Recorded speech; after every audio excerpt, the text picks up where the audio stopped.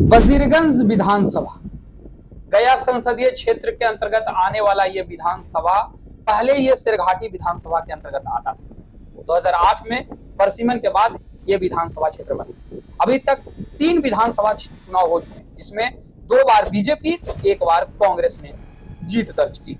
2010 में लगभग 18,000 वोटों से बीजेपी ने जीत दर्ज की, तो वहीं 2015 में लगभग 13,000 वोटों से कांग्रेस ने जीत दर्ज की।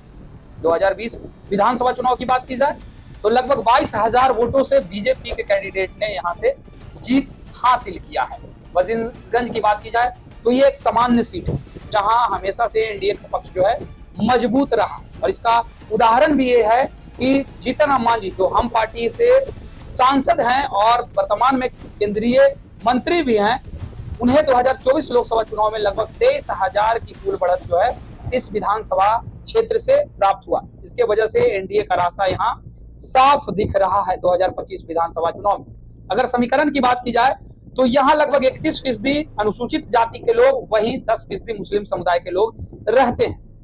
लगभग 14% लोग शहरी हैं। यहाँ जातीय समीकरण के हिसाब से देखा जाए तो लगभग 3,13,000 2020 विधानसभा चुनाव के दौरान पंजीकृत मतदाता थे। वहीं 2024 लोकसभा चुनाव के दौरान ये संख्या बढ़ करके 3,22,000 के करीब जो है पहुंच गया। वजीरगंज विधानसभा काफी महत्वपूर्ण विधानसभा है, क्योंकि एनडीए का गढ़ ये विधानसभा माना जाता है। हर प्रकार से पहले सिरघाटी में ये विधानसभा पड़ता था, इसका ऐतिहासिक काफी पुराना है, और अभी ये एक अलग विधानसभा बना हुआ है जिसका इतिहास काफी पुराना है और एनडीए का गढ़ ये माना जाता है। 1951 में अस्तित्व में आई अतरी विधानसभा क्षेत्र। 17 बार अभी तक विधानसभा चुनाव हो चुके हैं, जिसमें 6 बार कांग्रेस, 5 बार राजद, 1 बार जनसंघ, 1 बार भाजपा, तो 1 बार जदयू, वहीं 2 बार निर्दलीय प्रत्याशी यहाँ से विधायक बने। अगर बात की जाए 1951 से 2025 के बीच में, तो अब तक 17 बार विधानसभा चुनाव हो चुके हैं, और ये गढ़ राजद का मजबूत गढ़ माना जाता है। वर्तमान में भी अतरी से अभी राजद के ही विधायक जो है वहां से जीते हुए। 2015 और 2020 में राजद के विधायक ने बड़े अंतर से जदयू के कैंडिडेट को पराजित जो है अतरी विधानसभा से किया है। यानी सीधा मुकाबला जो है वो राजद और जदयू के बीच जो है इस क्षेत्र में देखने को मिलता है। यदि जातीय समीकरण की बात की जाए तो लगभग 30% अनुसूचित जाति से ताल्लुक रखने वाले लोग रहते हैं, वहीं 7% मुस्लिम समुदाय के लोग रहते हैं।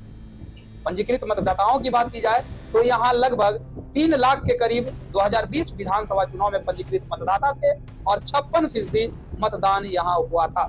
वहीं 2024 लोकसभा चुनाव की बात की जाए तो यह संख्या बढ़ करके 3,13,000 के करीब पहुंच गया, और लगभग इतना ही प्रतिशत वोट जो है अतरी विधानसभा चुनाव में पड़े थे। अब 2025 विधानसभा चुनाव है, वर्तमान में वहां से राजद के विधायक हैं, पक्ष जो है राजद के पक्ष में है, माहौल बना हुआ है, और अतरी विधानसभा से 17 बार में लगभग 11 बार कांग्रेस और राजद के ही कैंडिडेट जीते हैं, जिसके वजह से राजद यहाँ काफी मजबूत स्थिति में है। अब देखना यह होगा कि 2025 विधानसभा चुनाव में क्या समीकरण बदलेगा, या फिर राजद के कैंडिडेट ही जीत हासिल करेंगे। फिलहाल इस खबर में इतना ही। धन्यवाद।